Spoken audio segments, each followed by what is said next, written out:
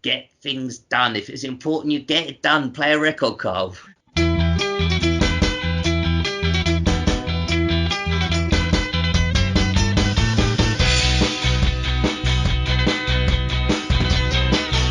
Hello, everyone. This is the Trout Spinners podcast with everyone's favourite presenters, Miles and Gary. Everyone's favourite budget presenters. Mel and Sue, isn't it? They're everyone's Yeah, favourite. no, they're better than us. No one. I don't think there's anyone out there for whom we are their favourite presenters. But then, you never know. Email in. How are you doing? Yeah, I'm not too bad, mate. Just working on stuff like essays and things like that you don't find interesting. Let's carry on, because a lot of people say they don't. Mars does this, and he'll do this off air as well. He always asks me how I am. He'll say, what are you working on at the moment? And the second I start describing it, switch off. He switches off, goes to something else, and says he'll do something like, come on, a bit snappier, like taking the piss. It's really annoying. I'm just keeping up with the listener figures, and what we're being told is a lot of people don't like the preamble, so I want to get to the meat straight away. No, I told you that. I think if you like the preamble, let us know, actually, because we were discussing this, and I said they probably don't. I said listeners probably want us to get to the show quicker. But anyway, how are you? We can at least discuss that. Oh, I'm all right. Actually, you're a man of fraud. You worked in fraud prevention. Gary, in a past life, used to have a job and a salary and stuff. Just thinking of those days seems so far away. Yeah. Sponging off the government, baby, for your greed and selfishness. No, off the Economic and Social Research Council, actually. All right. Essentially, so I went out for dinner on Wednesday, very excited to take part in this eat out to dine out, which I still think they could have come up with a better name, and lost my wallet, didn't I? And when I checked my bank the next day, had all of these unpaid, all these payments that came out of my account, which were obviously not by me. And I kept transferring money from my savings to my current account because I was like, where's this happened?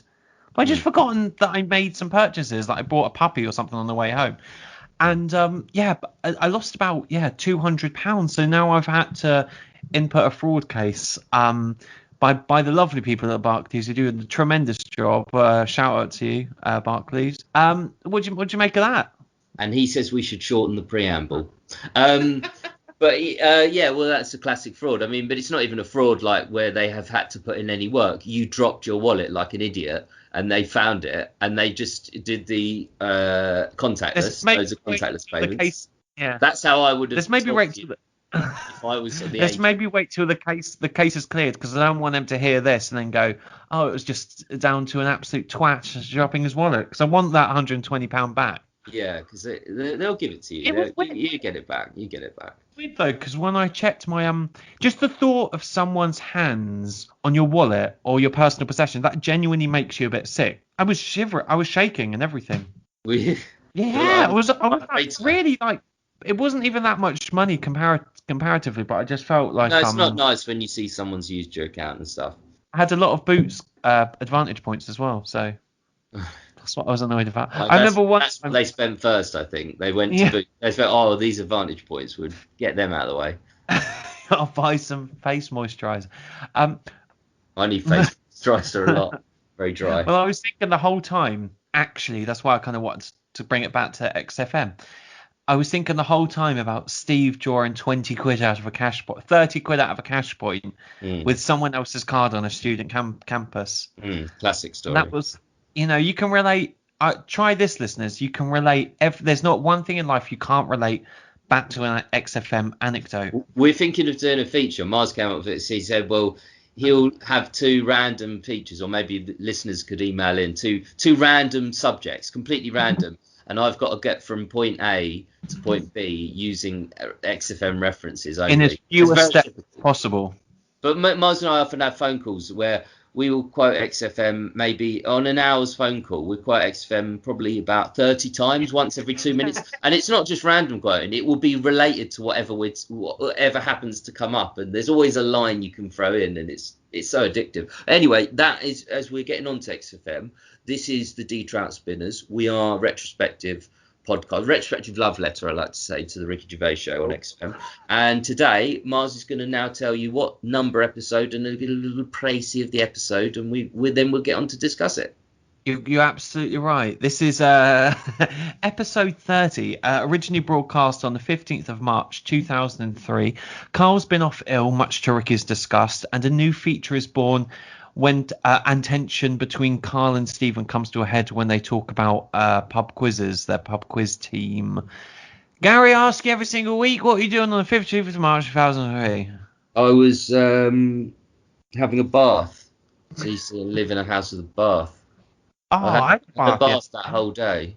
Oh, the whole day. Came out so wrinkly. Can you imagine how wrinkly I'd be after Well, you're like a snake. You've got skin like a snake. I say Gary's the most I don't. reptilian comedian I know.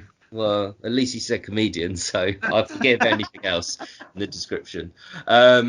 Yeah, I don't know what I was doing, mate. I was living in my parents' house probably, which is it feels a lifetime away. It literally does. It feels over a lifetime away, that distance. It really does. Since then I've moved to Brighton, whole new life. So I don't remember what I was doing. I'll tell you what I wish I was doing. I wish I was listening live to the XFM show, and then I could have got in contact with them and maybe had emails read out. I always think that, don't you think? You wish Did you get your mum and your dad to clean your flat? Yeah. No, yeah, they got me to clean the house all the time. Anyway, that's different times. Gary, what are your initial takeaways, thoughts from the ep in question? Yeah, it's a very good ep. Yeah, you mentioned the toilet chat. I think it's probably one of the classic XFM moments. That whole chat. And which one? Which one? The toilet chat. But as we kind of discussed this earlier in the week, just off air. You sort of said maybe that's where they got as close to the bone as possible, and I agree. It is. They got very close to the bone of what is like acceptable or not, and it certainly wouldn't be acceptable anywhere today in media. But but it's still very, very funny. So it's a very good chat. Not that, the rest of the episode.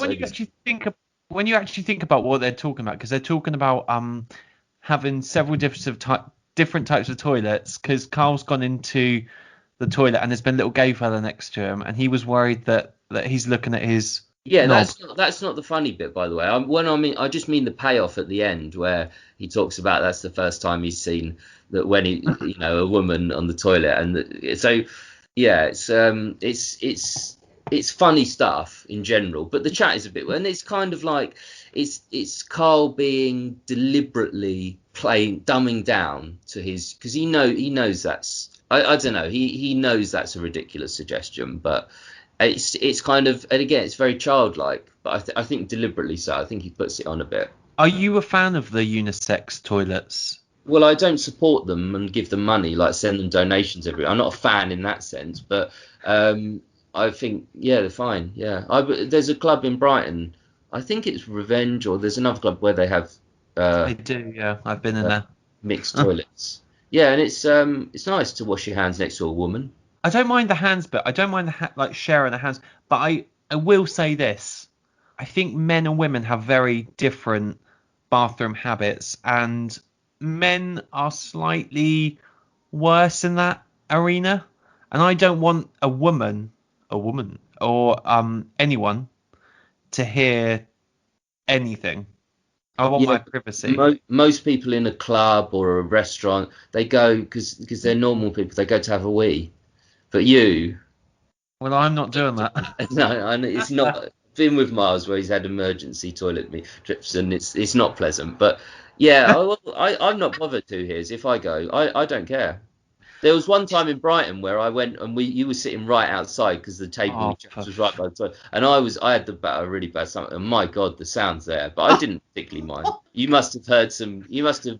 Well, no, there are some bad toilets where there's just one cubicle. I've been to some, and it's just been one, men and women using the same one cubicle, and I just think there's got to be a better way of doing this. There's got to be. There's nothing inherently different other than physical properties but there's nothing inherently different about what comes out of a man or a woman. I don't care about that. I care about, like, I think it's just privacy. I want privacy. I mean, ideally I'd have my own cubicle in every single bar or restaurant that I had. Yeah, just the Mars the MP, the lounge.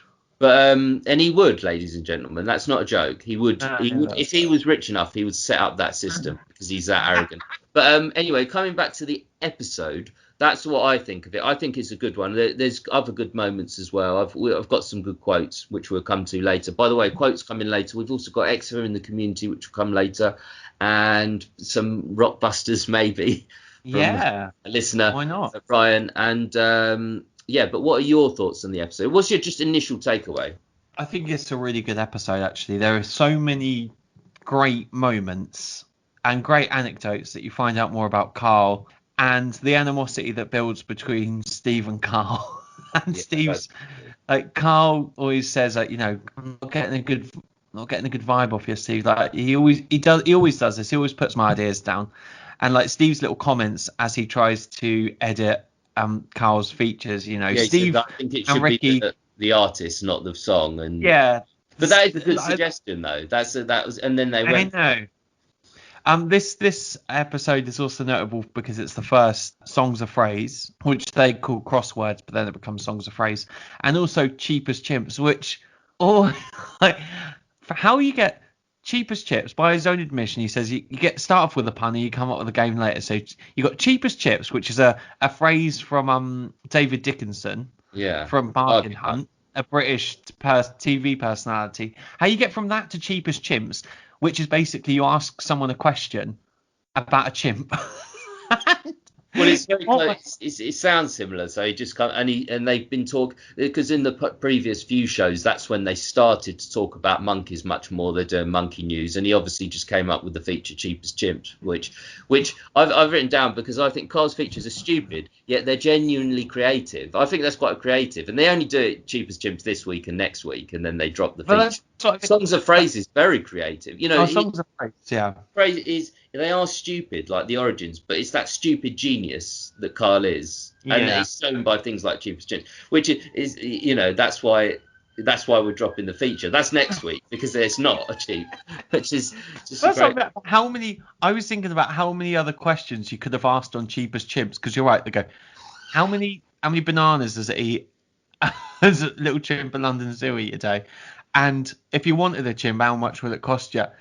I don't know where you go from there. The first, I know. There's only like how cheap is it to feed it, and how cheap is it to buy it. Basically, those two things. So, but I think that chat when when he's asking how many bananas does it eat, it's funny because like it starts off with because it's a simple question. It starts off with Steve kind of asking questions, like logical questions, to try and get to the bottom of what he's actually asking.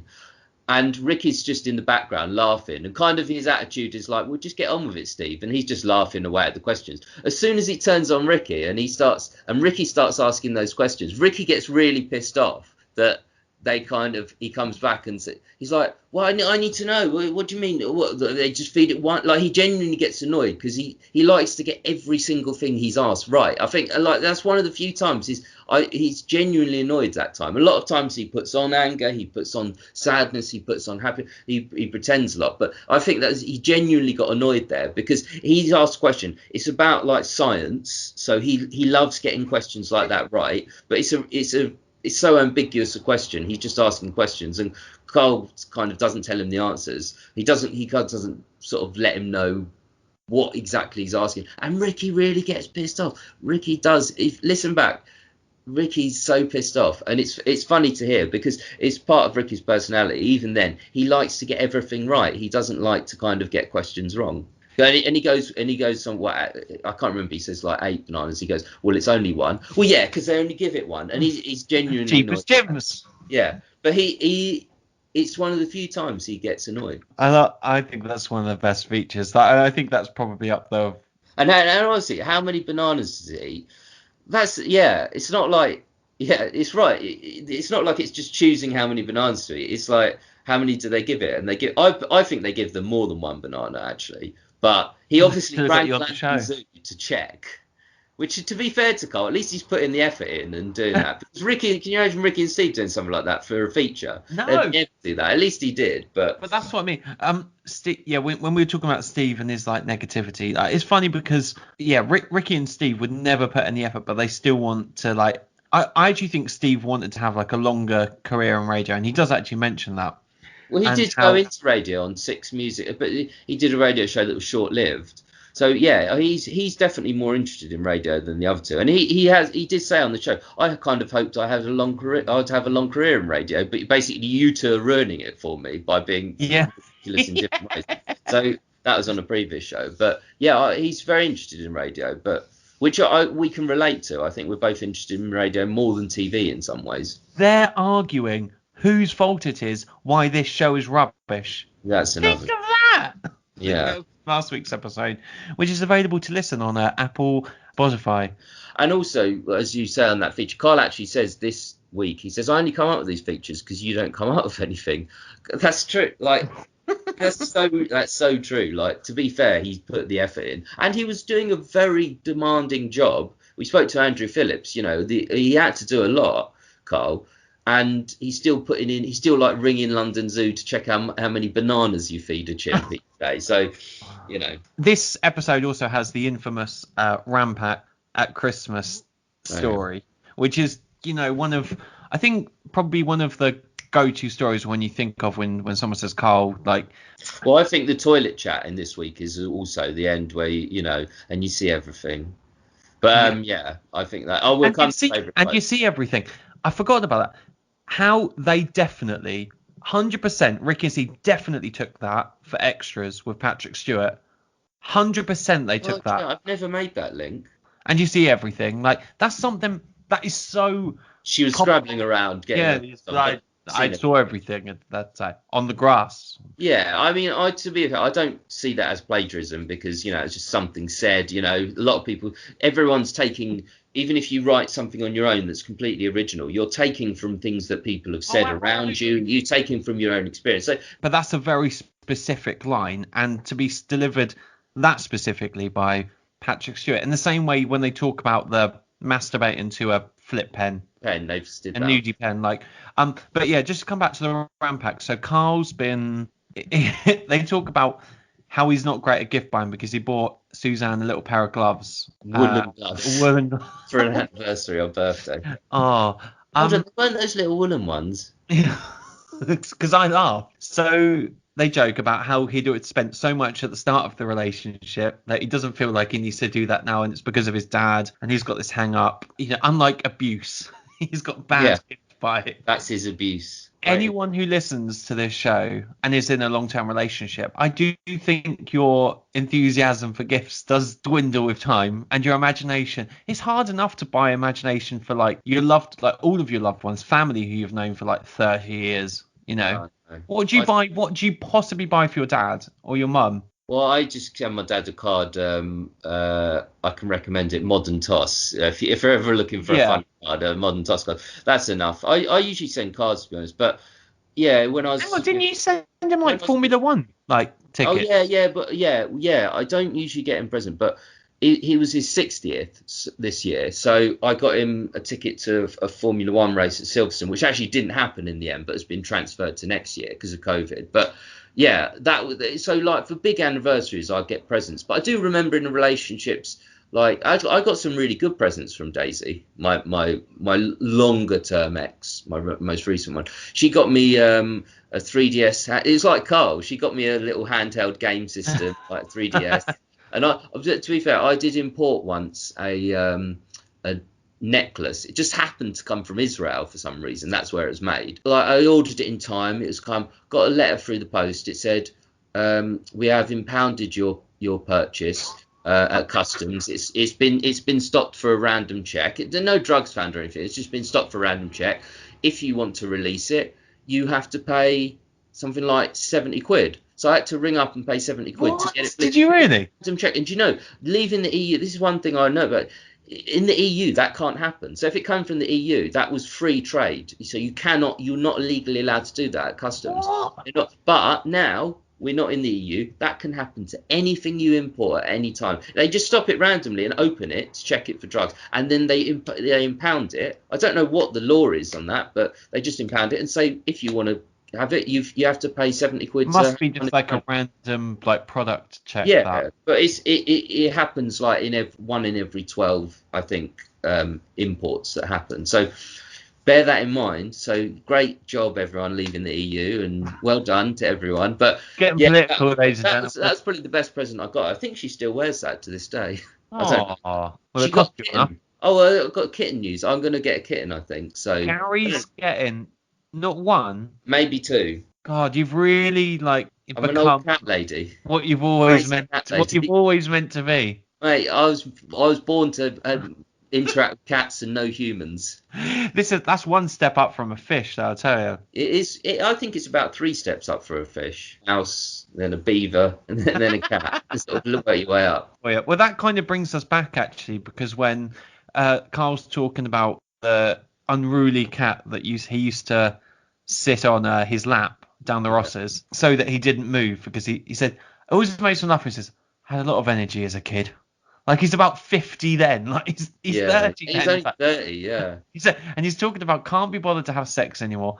Had a lot of energy, but doesn't now. Been there, Always tired and having loads of holidays. I know, but he did work hard in all. He played a kind of like that character a bit more than he was. He played up to that side of his character. He's certainly one thing Carl wasn't. He's lazy. Like he was. He was unenthusiastic about everything, but he's not lazy, I'd say.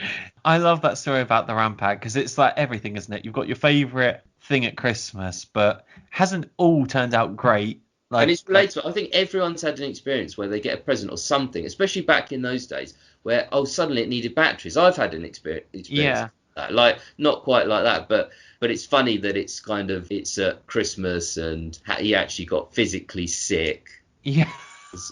But just immediately sick. Yeah, but I can totally imagine that because he was a stressed and anxious kid, which I can totally believe. What would Carl have been like though as a child? Like to be stressed and anxious when you're a kid is pretty. I mean, that's pretty stressed and anxious. I think Carl makes up for that by never being stressed or anxious, kind of as an adult. Like, but he was as a kid. I don't know. Like losing his hair. I think he's internalized a lot of his stress and anxiety because even now in interviews he talks so profoundly and philosophically about life, and he comes out with these absolute pearls of wisdom when he's talking about life generally and not being happy and like when will I be happy and when will I know that I've reached that pinnacle of happiness.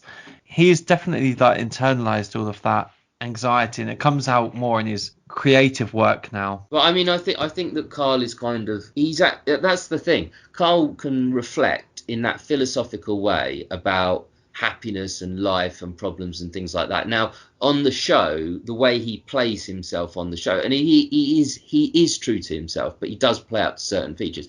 He doesn't have that kind of awareness or ability to reflect, but actually in reality he's always had that, and he probably reflects better on things like that than Ricky and Steve do these days. Like he's better, absolutely. I think, in an interview, which shows a lot of intelligence and as you say, creativity, and he's put it into his work. But people say money doesn't bring you happiness, which I kind of don't believe. I'm not saying it definitely creates happiness, but it creates an environment where you're far more likely to be happy. But Carl saying that money doesn't bring him happiness, I totally believe. Like I genuinely believe that. I don't think money is anything to him other than just having a kitchen. Yeah.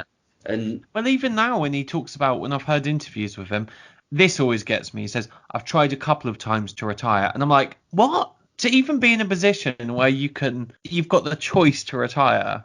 Yeah, of course he has. Because I know, he had the choice to retire after An Idiot Abroad, but the money which continue, like people will still be buying DVDs or downloading it legally wherever it's streamed from, and he'll still get royalties from that to this day. An Idiot Abroad.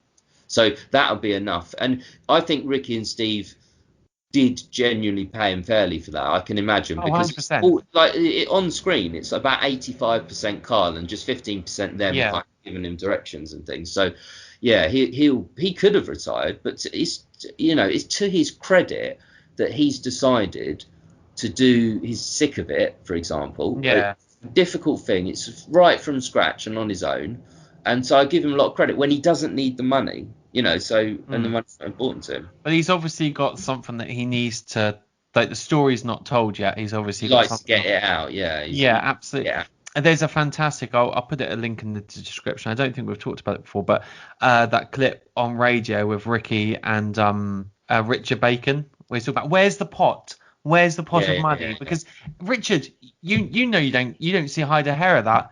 Like everyone's got their hand in saying where's the pot? And Ricky gets all annoyed saying like he thinks he's going to get a little paycheck and a little envelope every week. It doesn't work like that. Like no. Do you know how it does work? Like all royalties are paid in April, I think, and so whatever you do from May onwards, you don't get any money, and then you get a year's worth of money every April. I don't know why. Is that just tax year though? No, it might not even be related to tax year. It might be June or July. I think it's April. It might be to do with tax, but yeah, royalties for songs and things like that. The artist will get paid bang on one day a year, basically. But you're getting, obviously Karl hadn't been paid up to that point, but once he did get to April, he's got enough money to not. Yeah, but you think of all these one-hit wonders, like bands from like the 80s, 70s, whatever.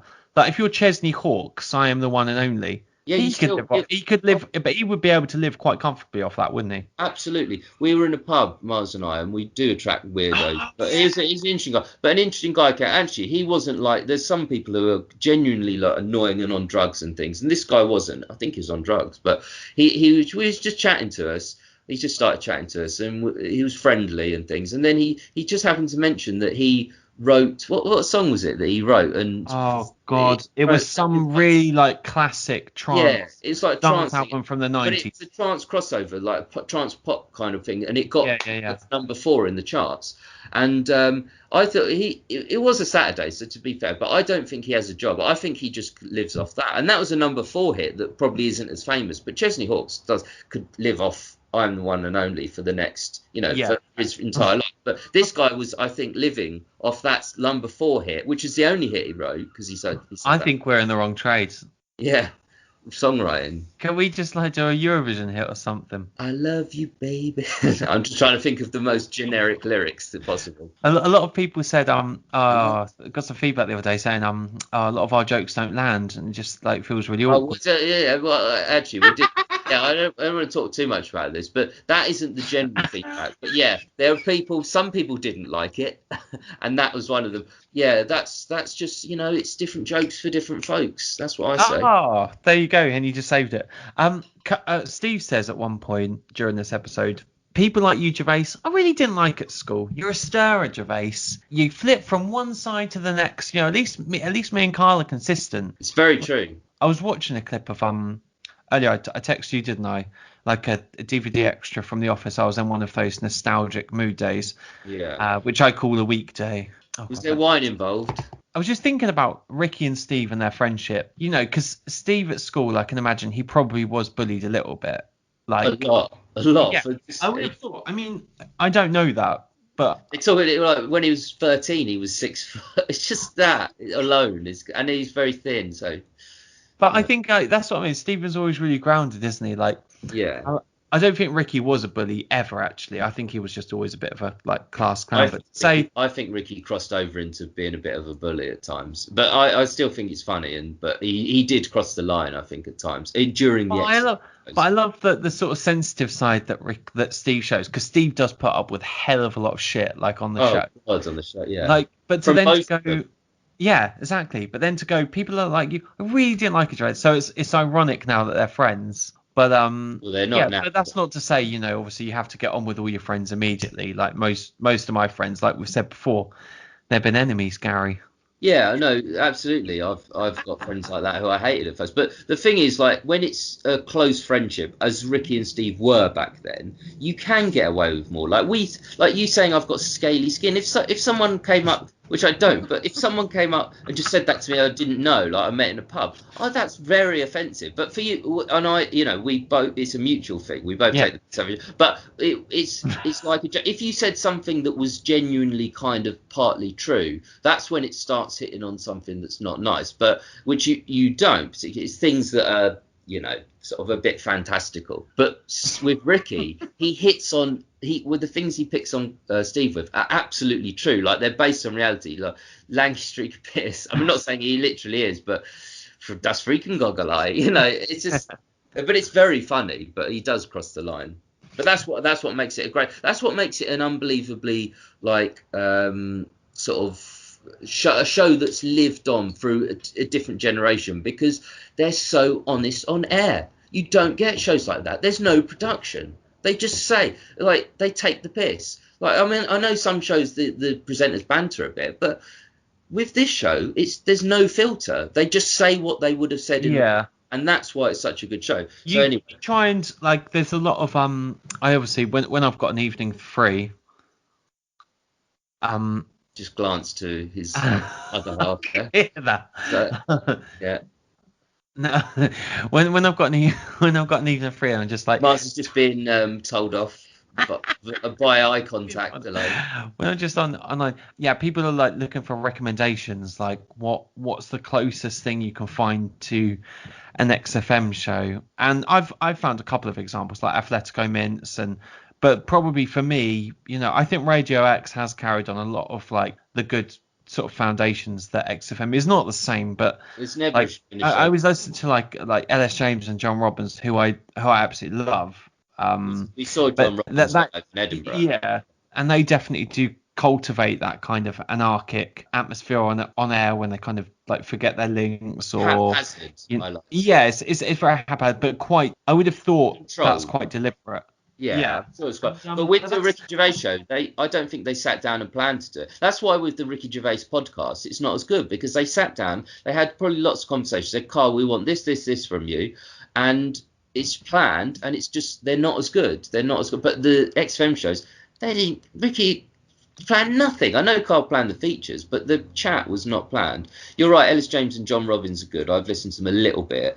But the closest I've found is the Johnny Vaughan show. Johnny Vaughan is, like Ricky, an incredibly annoying person, but unbelievably talented. And you get that combination and he brings in two mates, basically, to have the show. I don't know on XFM, on Radio X, I should say, whether it's the same two people. But the two people he had, there was genuine tension sometimes. There was like they were actually sort of slagging each other off genuinely sometimes, and it was fascinating to listen to. It was always funny, but just really interesting to hear the dynamic of people that aren't preparing their dynamic in any way. It's just genuine, and that's why the XFM shows live on to this day. It must be quite hard though now, because obviously everything's got to be. You've obviously got commercial stations; they're allowed a little bit more leeway because they're funded by adverts, and you can say brands and you can like do all that sort of stuff, and you can be.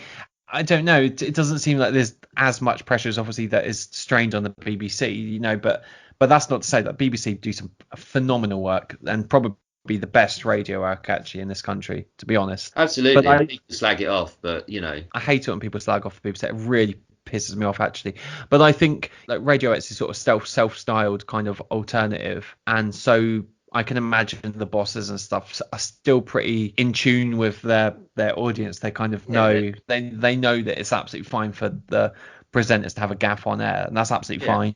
Well, when we interviewed Andrew Phillips, I think in general, it's a great experience to interview him. But in general, he didn't come across like someone I'd imagine would be a station manager at the BBC. He as a person, he was very kind of in that spirit of XFM, what you'd expect. And the station managers there allow far more. But actually on the BBC, the one thing I would say is actually the producers there and the program controllers, they are very strict, and you can get away with far less. But with a commercial radio station, you're not beholden to license fee payers and government subsidies and things like that, so you can kind of get away with more. But I don't think you'd get away with things like the toilet chat in this episode now. I don't think anyone would allow that, but or Cheeky Freak of the Week probably as well. But it's lovely that it did happen, and we can still listen to this day. It just won't happen again. I've seen people. There was someone on Twitter, on our Twitter page, who said, oh, I really wish you'd do more podcasts at Ricky Gervais,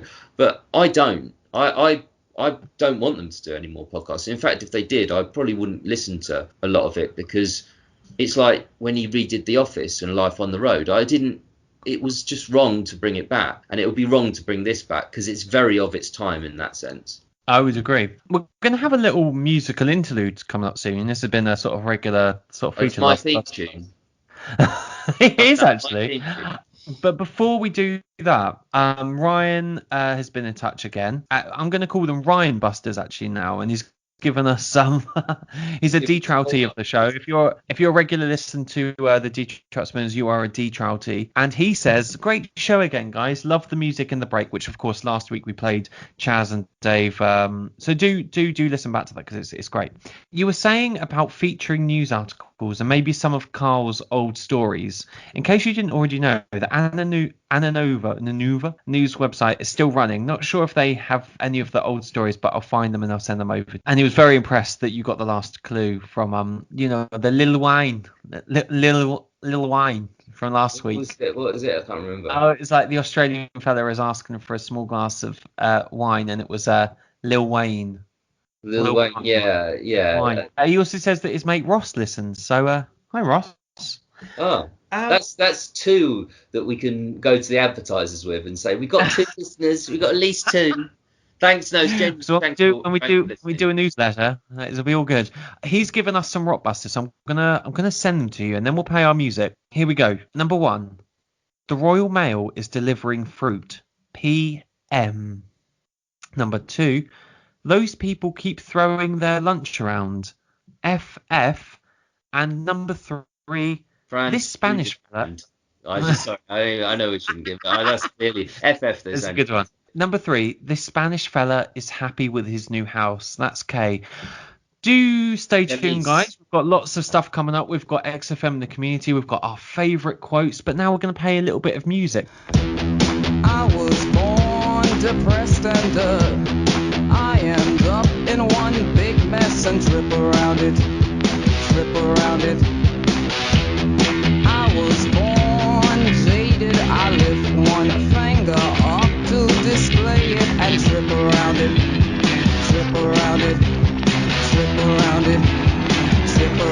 I'm born different, born innocent, born perfect. I'm not like you, I'm a born lover, born living, and I know I'm not like you, I was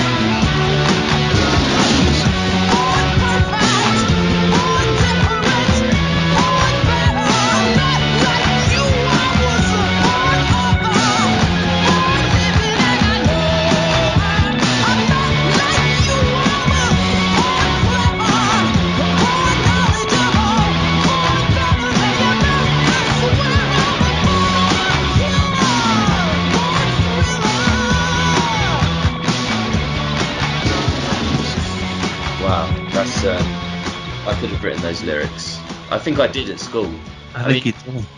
But yeah, it's my theme tune, and Yeah, it's good. Actually, it's genuinely good song, isn't it? That was Born Depressed. But everyone says they're called Toffee, but they're actually called Drill Queen.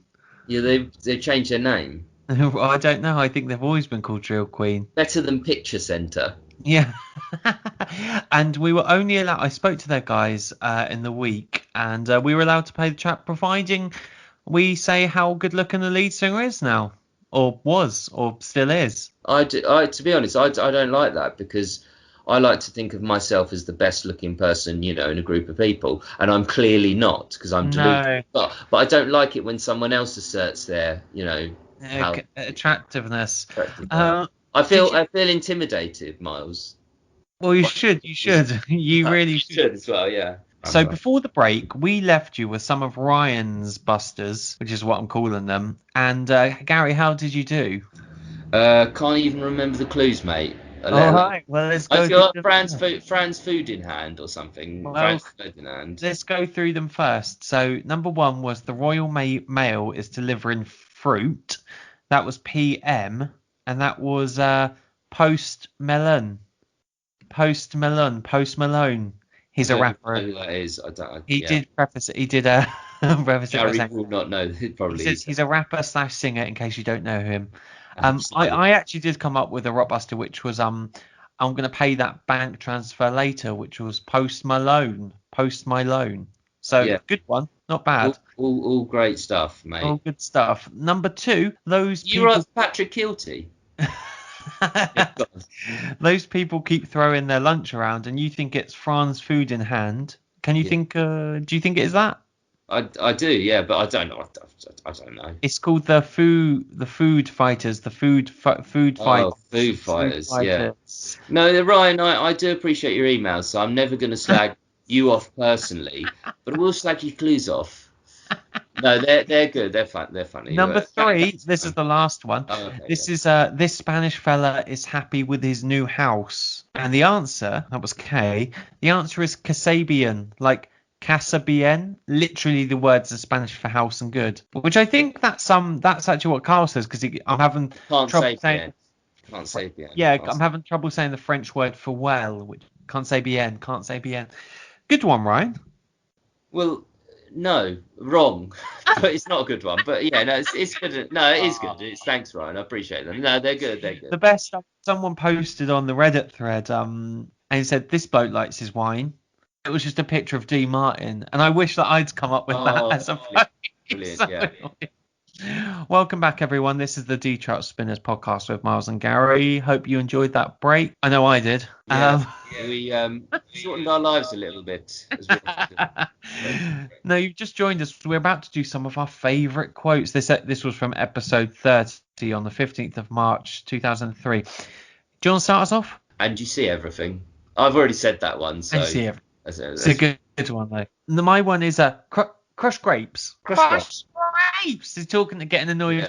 Yeah. This episode is actually a bit naughty, because he does talk about the little fella with the another naughty bit that I didn't mention before, but that is incredibly naughty, isn't it? If you think about how that would go down today, you would not. The fella with agencies. The crushing grapes thing. As well, just apart from anything. That's not as bad as when he's talking about raising toilets. When he's talking about the bloke with the agent disease, and says he's got a theory about freaks, where even freaks about he's only having his photo taken because he looks like that. Oh yeah, and it's just I love Carl. The way one thing that's funny about that Carl does this analysis that doesn't exist. It's only in his head. So like when he's talking about a man being beheaded in the olden days, he's like, and he said, "Oh, I'll see you in the morning." Like he just comes up with different things that happen that he's just completely embellished. And that one, he's like, Steve said, "Well, maybe it was a Christmas family photo," and he's like, "No, you can see one of them wants to get away. He's just come in quickly for the photo." How Carl could possibly tell that, I don't know. Back to favourite quotes. So this is one. It's not a funny quote, but I just love the way Ricky says, "Get things done. If it's important, you get it done. Play a record, Carl." I just love, get things done. If it's important, you get it done. Play a record, Carl. One of mine is cheap as chimps. What is this? That's how the feature is going to end, is it? Every week you just go, "That's cheap as chimps." Yeah. That's good. Oh, what do you mean you've let us down again? You should have been here. You know, what do you mean? That's when he's coming up with like phrases from the show. Oh yeah, phrases like, oh, what do you mean? You know, you've let us down again. You should have been here. I love the way they do that. This Carl's been on holiday again. So to add to that feature, that's not true.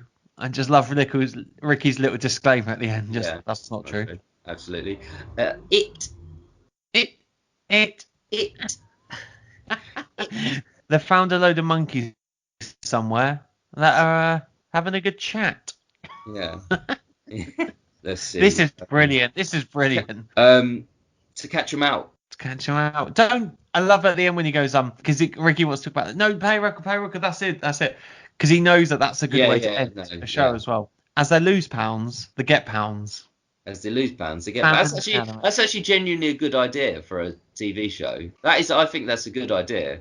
Famine Academy. I don't think he calls it this way, but he said it before. Fame Academy really dates the show, doesn't it? Because it only had one series. Like if they talked about X Factor back then, which I don't think was out back then, but that wouldn't age it because X Factor's still going. But Fame Academy was just a big flop. I think they had 2 series. It really was. Definitely not said in China. Right. That's my last one. What's your last one? Go on. My last one is took you a long time. Just Carl being ill. Took you a long time. If we're talking about getting in for Monday, I guess it took a long time. A long time. A little weekend. Your favourite quotes in the usual ways. That's at Spinners Podcast on Twitter or on email spinnerspodcast@gmail.com. You can also get in touch with me on Instagram at Duchess_Purnell. Why you'd want to do that? I don't know, but maybe some people would. But now it's time for I like this feature, XFM in the community. We need a jingle for this. We do need a jingle, I think. You keep saying it. When are we going to do one? Saying it. I've done nothing about it, Miles. But I'm like Ricky. We need features, but I don't want to do anything towards them. XFM in the community is basically where we read your emails and your tweets on air.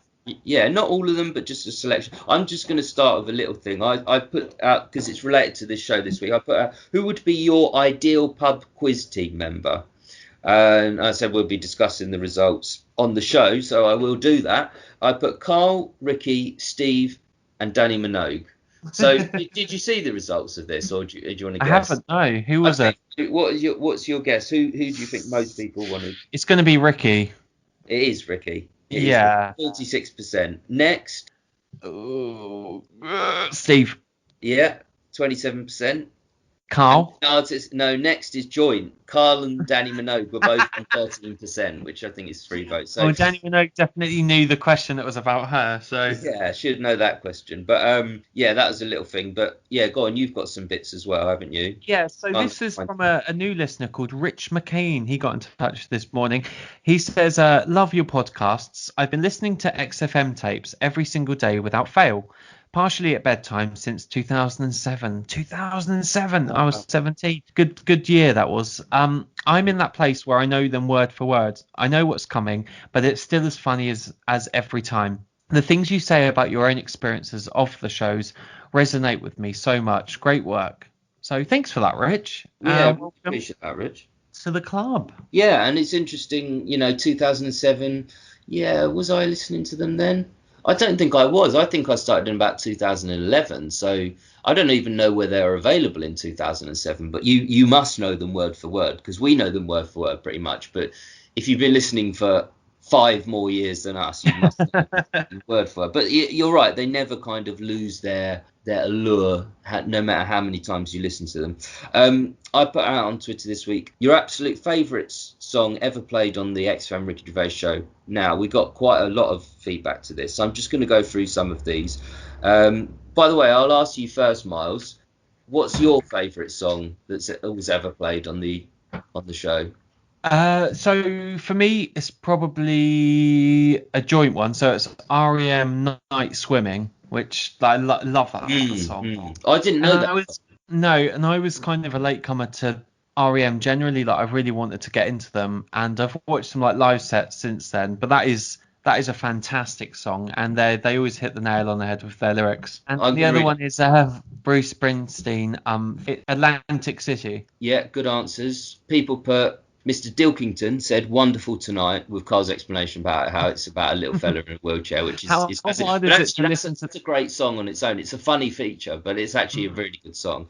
How hard is it to think of that song though without thinking of a little fellow in a wheelchair? No, none of us who've ever listened to the XFM shows can ever listen to that song without him being like trying to reach the light with his hands, which he can do. Traveling Blade says probably All Along the Watchtower, again a very good one, which is that's Bruce Springsteen, isn't it? No, that's Jimi Hendrix, isn't it? Hendrix, I don't All know. Along the Watchtower. I don't know the song very well, but I'm writing for the NME. But yeah, JH Jack Hughes says, "Nick this record one more time" by Dazzling Darren. Yeah, that's in series one. Series one, yeah. Carl does like his own mix of Britney Spears and is it Junkie XL or someone like that? He does his own mix. Which again shows, Carl, you can imagine, like, when you're young, I mean, yeah, if any listeners were like DJs in a former life that was something a lot of people did when I was young in my town, were like, they tried their hand at DJing on like local pubs. And even my 18th birthday, I had someone from school who said he was a DJ. I mean, he played all the songs I wanted him to. So. Probably. No, it's interesting. And from Steve Mate CD's Monkey Man, The Stones, which again I think is serious. Waiting on a Friend. Yeah, that was John D, by the way. And Yusuf has said, "I really like Mississippi by Bob Dylan, but I'd heard that before. Of the ones I'd never heard prior to the show, probably the No Doubt version of It's My Life. Got a soft spot for the Bad Babysitter too. Thanks to the big hip hop selection by Steve Merchant." Thank you, Yusuf. Typically thoughtful reply and interaction with us, so thank you for that. And that was always what Jonathan Ross said in series one. He goes, "Let's have more of that instantly forgettable hip hop on Hip Hop Hooray by Steve Merchant," which always seems, I always find it really strange that Steve Merchant was into hip hop, and it was definitely a phase in his life. And I think I've actually heard him speaking I think they've all done Desert Island Discs. Actually, I'll put a link in the description of like Ricky Steve. I would love to hear Carl Pilkington on Desert Island Discs. I think that would be fantastic. So if Lauren Laverne's listening, hook him up. Yeah, it would be good. On that point, Sam actually put what his best. He said that version of Chelsea Hotel is great. I love the Kings of Convenience version of Once Around the Block too. But he says worse though, all of the hip hop that Steve Merchant ever played, the opportunity to defend yourself for subjecting us to the Bad Babysitter is now if you like to take it. So he didn't reply to that. So yeah, but so some people, Bad Babysitter was mentioned by a few people, so he didn't like it though, and I don't like hip hop at all, so I have no interest in anything hip hop unless it has Mr. Cheeks in it. But I'll just do a couple more. Nick, Yoshimi Battles the Pink Robots, good song. That's by ARP 1878. Defo Not Eric Clapton, Ruined Forever Now. Oh yeah, that's from Jake. That Killing of Georgie is all right. That's from HJ Handazaris. I love Killing Georgie. I think that's a great song. It's a great song, yeah. But again, Carl's made us all think of it in a certain way. Like we all have the image of his image. It's My Life, no doubt. Someone mentioned that before, but Dominic Mark Ashman also thinks so. Let's see. Those Kellerton Road lads, them and Animal Nitrate by Sway. Still think we should have had Kellerton Road as our theme tune, but we've had discussions about that before. But anyway, I love that song, actually. That's from Pate's Mouth. That one, and this is the one that got most likes. Just Carl Sargent, simply that one about the fellow in the wheelchair. That seems to be a favourite for everyone. Yeah, and actually one more, POD, which is, or Pod as I call them, by Kid A, and El Haj Noof says Stuart May, which I like as well. So yeah, thanks for replying to those. It was something I've been planning to post for a while, because I just wondered what people's songs are, because we don't hear the songs in the recording, but we hear the intros and the outros. And I've been put on to certain music like REM Night Swimming by the show, and as Steve once said, like, he loves to introduce a song to someone that hasn't heard it before and that they will then love it. I think the show does more than we think about. We think about the comedy and the funny bit because that is important, but actually the music's pretty good too. Well, I know Gary to walk around, off a Saturday afternoon with his earphones in, and he just plugs it into the ears of randomers, and it just plays Oasis. No, only when they come up to me and say, "Is that Oasis, by the way?" And they're drunk anyway. And they say, "Oh, brilliant! Oh, Don't Look Back in Anger. Yeah, can I listen?" I don't just go round to random people and pop that on the. Pop that in. But it is actually bring it back to Oasis, because Gary is our resident Oasis expert. Ask him anything about Oasis, and he'll. I would like to test him on that, actually. I think No, we've never used your Oasis knowledge to, for creative exploitation. I don't get that creative exploitation. I mean, I'm not, you're not going to exploit me for money. We're not going to earn anything off this. So I could, I'm pretty good on Oasis. Yeah, I don't know if I'd know everything, but I'm almost a bigger fan of Oasis as I am of the XFM shows and The Office. So it's just a big part of my life. Yeah. Like, who's that Block Party to you? Oh, well, I love Block Party, as you know. We'll have to pay royalties now. Yeah. Guys, thank you so much for staying with us. Hope you've enjoyed the show. I've enjoyed doing it to some extent. Gary, what are you doing for the rest of your afternoon? We're going to chat for half an hour, which will be really fun, and I'm looking forward to that. And then I'm going to do some work on my essays, mate.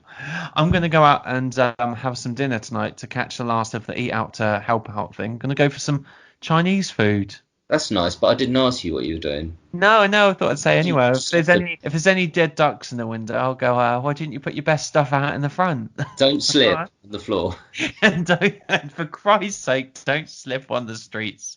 Thanks for listening, everyone. Do get in touch with us on the usual ways. That's on Twitter @Spinners Podcast, on email spinnerspodcast@gmail.com, and at Gary at 07879. We'll give out one digit of my phone number every week. So you got every episode week to get the whole number. But yeah, no, thank you for listening. Really appreciate it. And to Ryan, I just want to say, yeah, I did, in all seriousness, we do like your Rockbusters. I know I slagged them off. I don't want to put him off listening. I don't want to put any listener off listening, because we don't have many listeners. You can cut that if you want. But anyway, yeah, thank you. That's not everything, actually, because we're going to meet up, right? We're going to do a live otherwise. Week after. Yeah. Oh yeah. Well, we always did it live. That was all we. This Skype is new to us, but we're used to Skype now. But we never did it on Skype. We always did it live. We haven't met up since February. Yeah. God, it's going to be quite the afternoon. Let's hope we remember it. Yeah. I don't want to remember it. Whatever we get up to. But yeah, we'll do a bit of writing, a bit of recording, and yeah, it'll be like the old days. So that'll be next week or the week after, and that'll be Dutch or otherwise, the show that no one likes, but we like doing it, so we just do it for us. But yeah, see us, catch us again later this week for a new episode, and we'll see you later.